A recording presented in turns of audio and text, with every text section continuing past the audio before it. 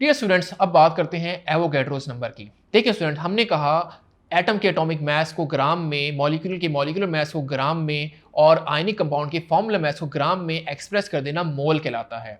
अब क्वेश्चन ये है कि एक मोल में कुछ अमाउंट ऑफ मॉलिक्यूल्स होंगे। अगर तो मैं एक मोल मॉलिक्यूल का ले रहा हूं तो वो अमाउंट कितनी होगी।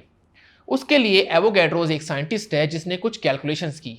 उसने देखा कि आप किसी भी चीज़ का एक मोल अगर ले लेते हैं तो उसमें क्वांटिटी होगी 6.02 into 10 raise to power 23। For example, मैं एक मोल वाटर का ले लेता हूं और आपसे क्वेश्चन करता हूं कि उसमें बहुत सारे छोटे छोटे मॉलिक्यूल्स होंगे, तो वो मॉलिक्यूल्स की अमाउंट एक्चुअली कितनी है।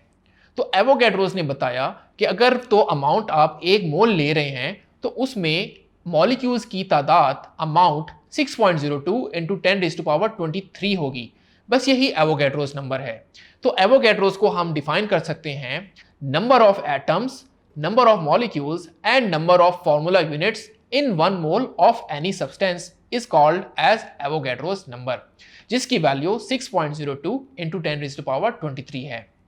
याद रखिए स्टूडेंट्स, एवोगैड्रोस नंबर को हम Na से रिप्रेजेंट करते हैं, where capital N and subscript with capital A। इसको समझने के लिए एक एग्जांपल देखते हैं। फॉर एग्जांपल, मेरे पास है एक बीकर और बीकर में आप ले लें 1 मोल ऑफ वाटर। तो अब आप मुझे क्विकली बता सकते हैं कि आप कितना मैस ऑफ वाटर लेंगे। ऑब्वियसली बात है, आप 18 ग्राम्स वाटर लेंगे। वाटर क्योंकि लिक्विड स्टेट है और लिक्विड स्टेट के कुछ मॉलिक्यूल्स होते हैं, तो ये मैं बहुत सारे मॉलिक्यूल्स बुला रहा हूँ जिसका मैस टोटल 18 ग्राम्स होगा, जो कि 1 मोल के बराबर होगा। जैसा हमने प्रीवियस लेक्चर में देखा कि वाटर का मॉलिक्यूलर मास अगर हम उसको ग्राम में लिख दें तो वो उसका मोल कहलाता है। तो मैंने 1 मोल वाटर यानी 18 ग्राम वाटर यहाँ पे ले लिया। अब मेरा आपसे क्वेश्चन है कि ये जो एक वाटर का मॉलिक्यूल है इसको स्टडी करते हैं। वाटर का मॉलिक्यूल नॉर्मली फॉर्मूला होता है H2O। इसमें 2 हाइड्रोजन होते हैं और सेंटर में एक ऑक्सीजन होता है। कुछ ऐसे मॉलिक्यूल दिखाई देता है जब आप इसको एक इलेक्ट्रॉनिक माइक्रोस्कोप से देखें। तो अब ये बहुत सारे मॉलिक्यूल्स हैं और हमारे पास मैस है 18 ग्राम्स यानी 1 मोल। तो अब क्वेश्चन ये है कि 1 मोल यानी 18 ग्राम में ये जो बहुत सारे मॉलिक्यूल्स जो कि दिखाई भी नहीं दे रहे, जिनमें कुछ रैंडम मोशन भी होती है, तो उनकी अमाउंट कितनी है। तो इसके लिए एक साइंटिस्ट एवोगैड्रोस, जिसने बहुत सारी कैलकुलेशंस की और वो इस नतीजे में पहुंचा कि आप किसी भी सब्सटेंस का 1 मोल ले लें तो उसमें नंबर ऑफ पार्टिकल्स सेम होते हैं। फॉर एग्जाम्पल, आप 1 मोल ऑफ वाटर मॉलिक्यूल्स ले लें तो उसमें नंबर ऑफ मॉलिक्यूल्स सेम होंगे और उसकी अमाउंट होगी 6.02 into 10 raise to power 23 number of molecules.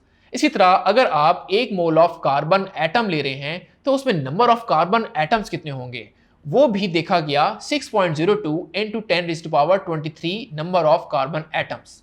इसी तरह अगर आप आयनिक कंपाउंड ले रहे हैं, फॉर एग्जांपल NaCl, और उसका आपने वंस अगेन 1 मोल लिया है तो उसमें नंबर ऑफ फॉर्मूला यूनिट्स कितने होंगे, वो भी 6.02 इंटू 10 रेज टू पावर 23 होंगे।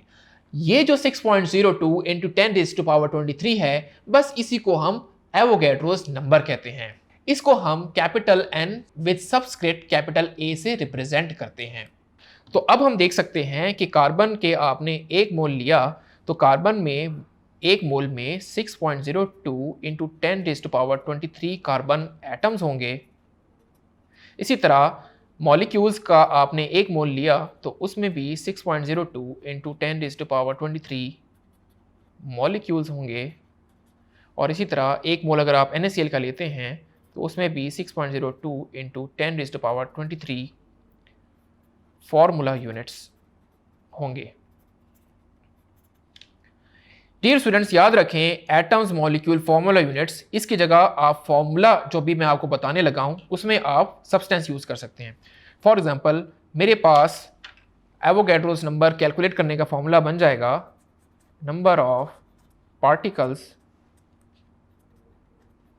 Is equal to number of moles multiply with Na। Na means Avogadro's number which is equal to 6.02 into 10 raised to power 23। यहां पे पार्टिकल्स में याद रखें तीनों चीजें आ सकती हैं। एटम्स होंगे तो एटम्स यानी नंबर ऑफ एटम्स बन जाएगा। इसी तरह नंबर ऑफ मॉलिक्यूल्स बन जाएगा और इसी तरह number of formula units ionic compound के लिए बन जाएगा।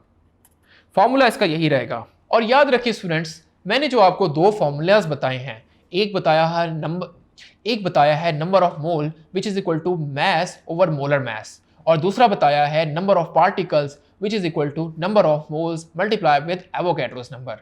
बस यही दो फॉर्मूले अगर आप याद रख लें तो आपकी सारी आने वाली एग्जाम्पल्स बहुत ही ईजिली तरीके से सॉल्व हो जाएंगी। डियर स्टूडेंट, उसी एग्जाम्पल में वापस आते हैं। मैंने आपको कहा आपके पास हैं 36 ग्राम ऑफ वाटर। अब की बार मैं आपको दो चीज़ें काउंट करने के लिए या कैलकुलेट करने के लिए कहता हूँ कि आप कैलकुलेट करें नंबर ऑफ मोल्स कितने होंगे और दूसरा कैलकुलेट करें नंबर ऑफ मॉलिक्यूल्स कितने होंगे। तो अभी हमने दो फार्मूलाज पढ़े, दोनों फार्मूले से आप इजीली बता सकते हैं। नंबर ऑफ मोल्स का फार्मूला हमने देखा कि मैस ओवर मोलर मैस था, यानी 36 divided by molar mass water का 18 होता है which is equal to 2 moles.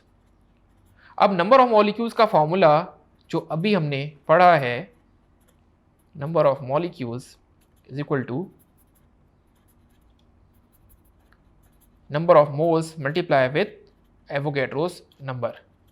तो अब आपके पास नंबर ऑफ मोल्स हैं 2, यहाँ पे आप पुट कर दें और एवोगैड्रोस से मल्टीप्लाई कर दें, तो फाइनल आंसर आपका बनेगा 12.04 इंटू 10⁻23।